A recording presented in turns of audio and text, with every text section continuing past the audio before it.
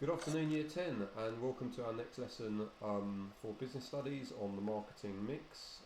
This is part of section 2 of the course, and today we're going to be looking at pricing strategies. Before we get going, can you make sure that you've got your exercise books open, you've written down the title, Revision and Pricing Strategies. So this is the next P of the 4 Ps that we are going to be learning about. We have already visited pricing strategies first time round, so this is a revision lesson, a really important one because there's quite a lot of substance to this particular topic that we need to know about.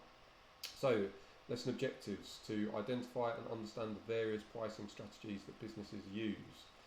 That's for Red Cup students, so by the end of this session today you would have recalled the different pricing strategies. You could describe them with clarity and be able to distinguish between from one pricing strategy to the next. Businesses don't simply pick a number out of thin air and stick that on the price tag for a product. There's thought that goes into it, but there's different methods that are used, and that's what Red Cup students need to be able to describe today, different types of pricing strategies. Amber Cup students need to be able to explain the advantages and disadvantages of the different methods of pricing strategy. Blue Cup students need to weigh up which option is best. We're going to briefly look at Seth's music today, which was a case study we looked at first time around. Seth had a new music magazine. What was the best pricing strategy for Seth to use? 9-mark question. Certainly Blue Cup students should come into their own on questions like that, because you have to give your reasons for why you agree with Seth's decision in terms of the pricing strategy that he chose for his new magazine, and perhaps weigh up the arguments for a different pricing strategy.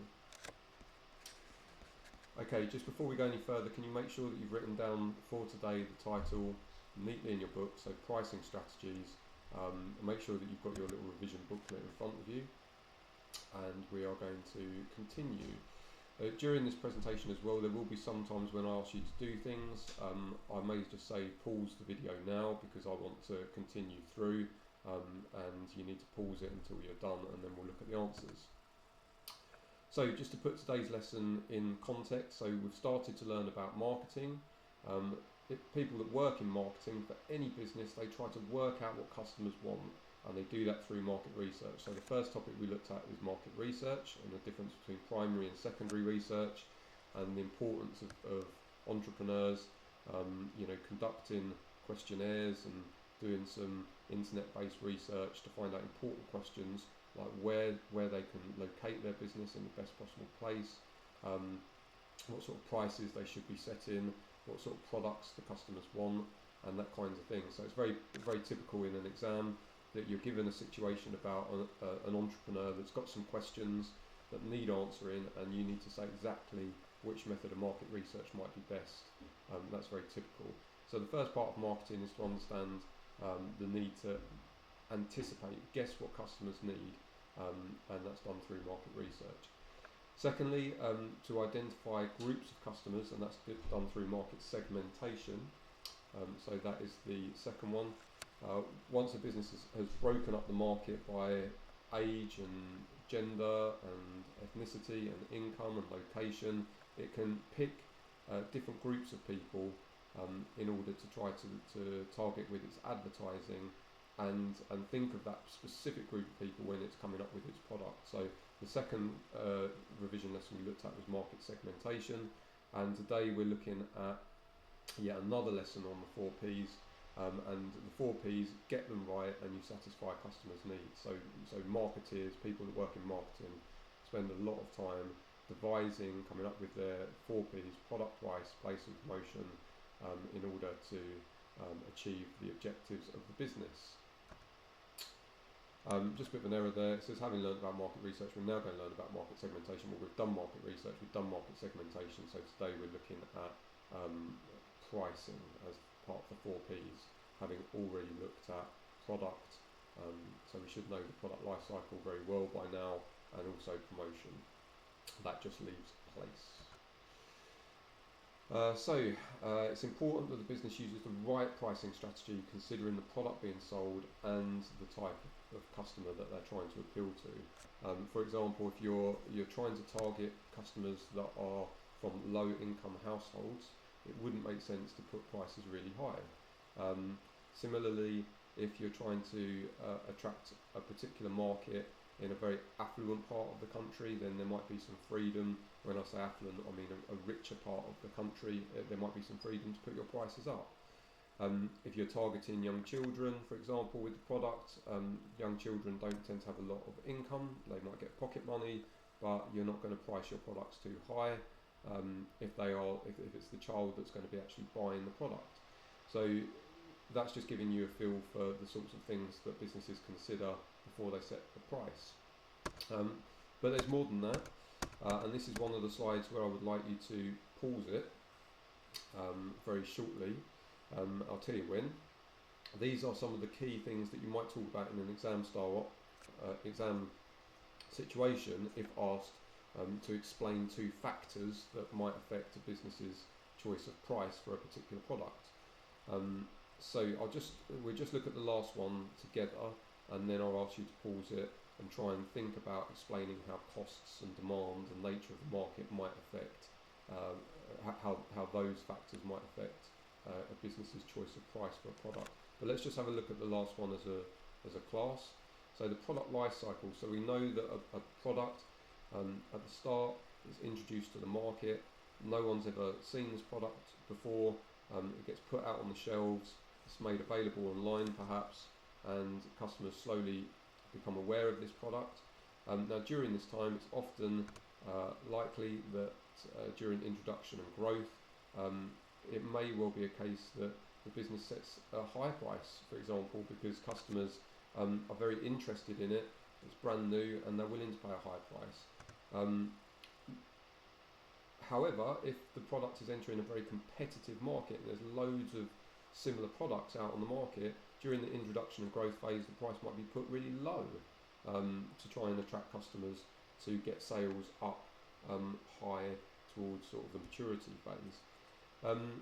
Let's look at the other side of the product life cycle. So when a product is sort of losing popularity, it's quite typical for a business to lower the price of the product at that point to keep sales high as a sort of extension strategy. So what I'd ask you to do is just pause the presentation now and have a think about how costs, demand, nature of the market, and the company's aims and objectives affect a business's choice of price.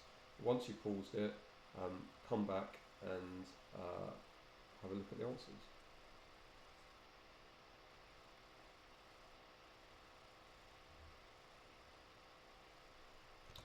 So welcome back.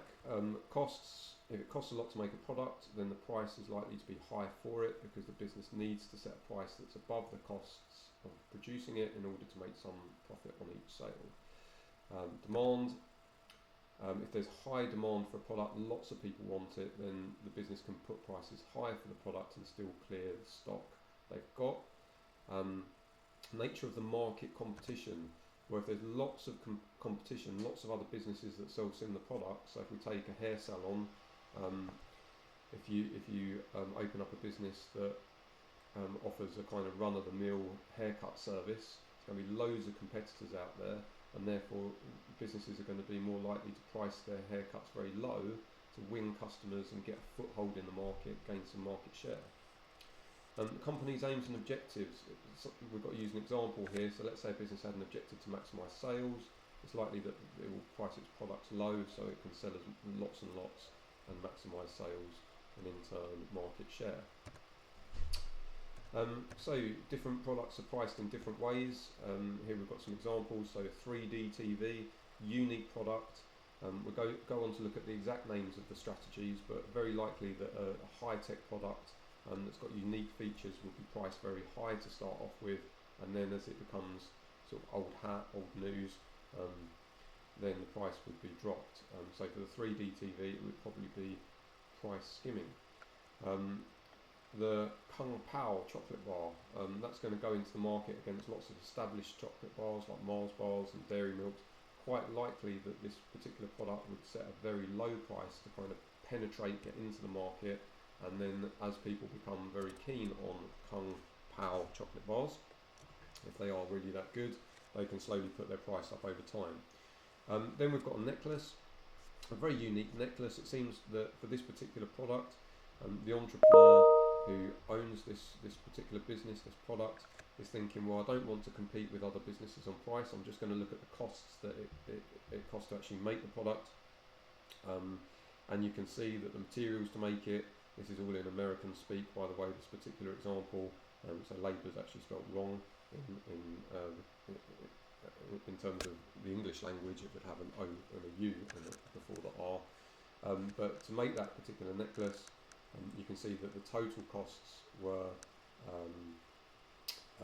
$4.70 plus $12 plus $9, and then the business has decided it wants a certain percentage profit, so it wants $6.43 profit on each sale, so it's arrived at a price of $32.13. So this is an example of cost plus pricing. When you add up your costs and you add a margin, you add a percentage normally before you arrive at your total price. Okay, so these are the different pricing strategies. We're going to look at each one at a time, and in an exam it's important to be able to suggest which of these pricing strategies is right for the particular business, and also to weigh up perhaps between two possible pricing strategies for a kind of 9 or 12 mark question. So life's getting a bit more tricky now. Let's start with price skimming. So here we've got our 3D TV as an example, and price skimming is when a high price is set for a new sort of unique product, and it's this works when a product is in really high demand.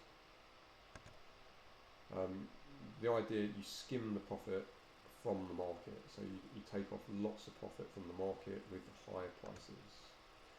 Here are some examples of the types of products that can perhaps use price skimming. So Apple products, more broadly sort of technological, high-tech products. If they're really great, unique, innovative products, why not set a really high price until it becomes the norm to have that product, and at which point the business would probably lower it. But to start off with a very high price, it's got to be for a product in high demand, new or unique.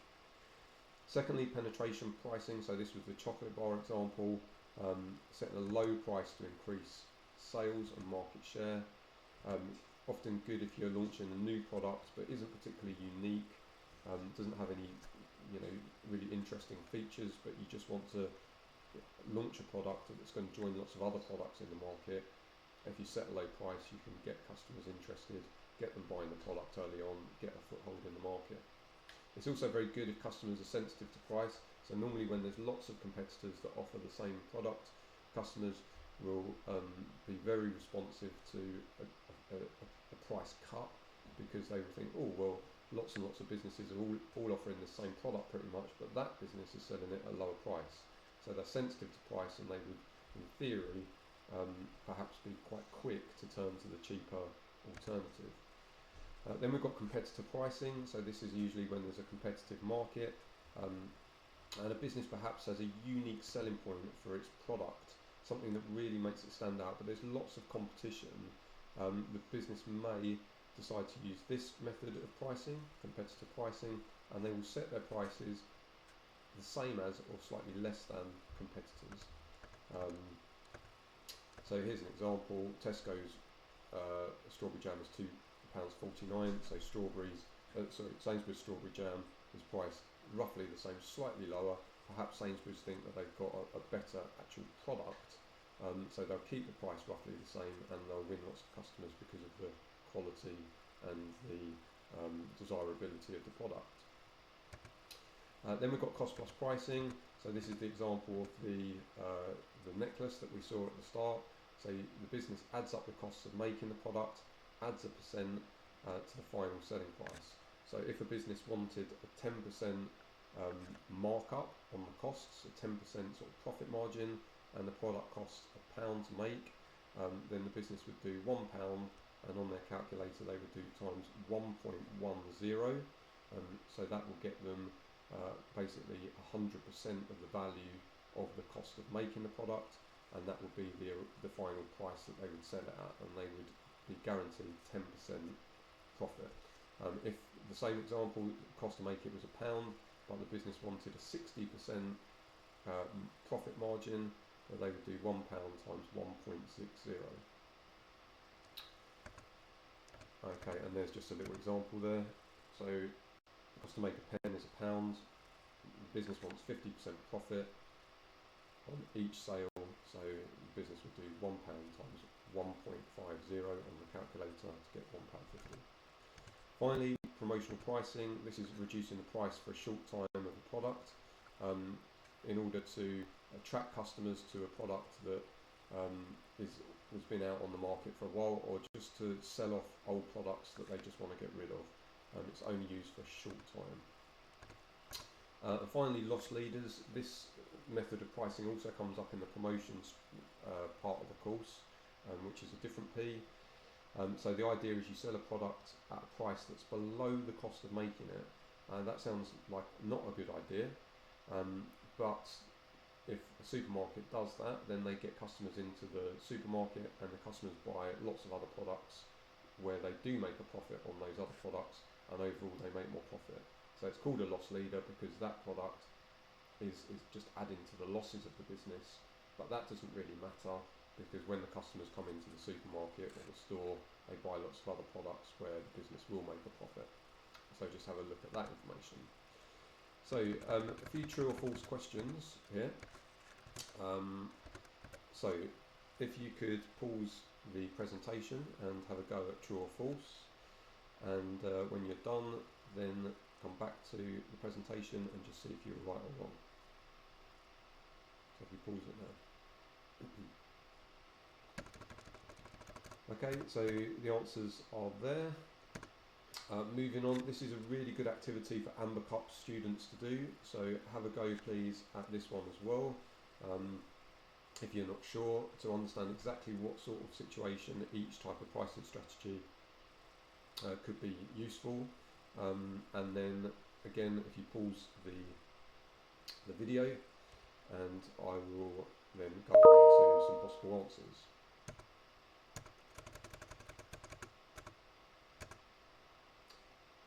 Okay, so again, pause the video and you can have a look through the answers and compare with what you had. Right, so here are the tasks. I've put it on Show My Homework, so everyone is going to have a go at the revision booklet page for price. Amber and Blue Cup students are going to do some extra questions out of the revision guide, that is the third attachment on Show My Homework. And also I suggest in particular Amber and Blue Cup students continue to read through this presentation, which I'm going to whiz through in a second, to look at some sort of past questions and students' answers, so that you can get a feel for what constitutes good quality answers. Seth's music, and there's another case study as well. And then really importantly, when you take your photos of the work that you've done and you upload it onto Show My Homework, make sure that you've green penned, this is for Amber and Blue Cup people, your answers to question 1 to 3 on the revision guide, so I can see your work there. Make sure that gets uploaded. So here's some questions. Remember Seth's music magazine, he was going to get up and coming musicians to write articles in the magazine. It had some unique features to it, but there was quite a lot of competition already in the market.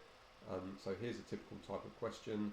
You want to pause the presentation, have a look at the question, think what you might write down as your answer, do, and then I'll put the answer up in just a second.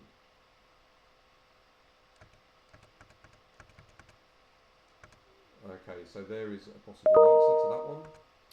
Let's have a look at a 9 marker. Should he use price skimming? We have already had a go at this in class, but just a good question that requires evaluation. So if you want to think about that one, pause now, and then we'll have a look at model answer. Okay, so here we've got the success criteria to this question, and here is a good quality answer. Then we've got a bit about John Perm and a couple of questions here. So again, pause it if you want to and think about what you would write as your answers to these 5 markers, and then compare with the answers that will come up on the next couple of slides. So there's an answer to the first one and the second one. Okay, well, I've seen that. Just get rid of that. Okay, and I'll leave you with this slide here. I think the following slide after this is the answers, or some model answers to questions 1 to 3 on page 33. So make sure that you look at those model answers before you actually sort of finish your work for today. And if you've got a green pen, please put green pen on that work. So keep up. Hopefully we won't be won't be forever, these online lessons. The same people are submitting work in a timely fashion. We've got to be submitting work, guys. It's absolutely essential. There will be several conversations on our return, looking at what work students have done and what they haven't. So please keep up. It will just take a lot of pressure off you as we go through the GCSEs, and it's also mandatory that you do it. So get that done. If you've got any questions, you can email or write a comment, even better, through Show My Homework. Otherwise, that is about it from this clip. So have a good day and see you later.